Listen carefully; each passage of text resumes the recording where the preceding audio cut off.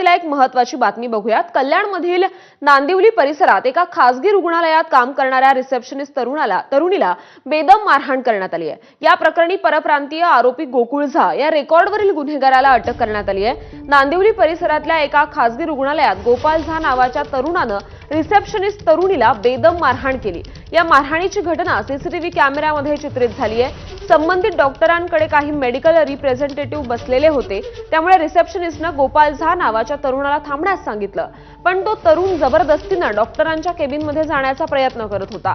त्यावेळी रिसेप्शनिस्टने अडवलं असता या तरुणानं तिला लाथाबुक्क्यांनी मारहाण केली। या मारहाणीत तिचे कपडे फाटलेत आणि तिला जबर दुखापत झाली आहे।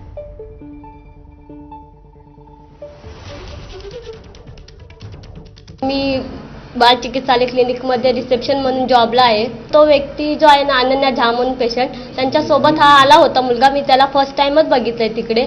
तर तो घाई करत होता आतमध्ये जायला। तर मी त्याला फक्त एवढंच बोलले की सर तुमचा नंबर नाहीये, तर तुम्ही 5 मिनिटं थांबा। तर त्यांनी मला शिवीगाळी केली।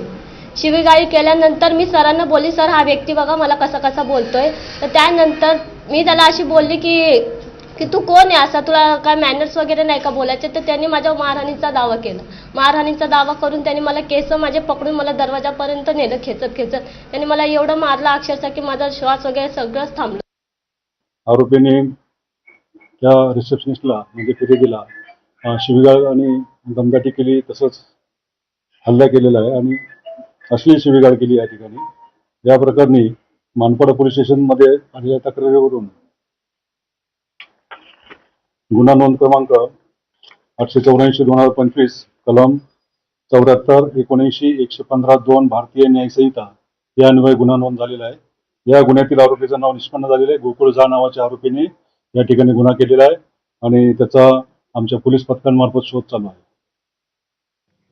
आणि आता बातम्यांचा वेगवान आढावा घेऊया 7च्या 70 बातम्या।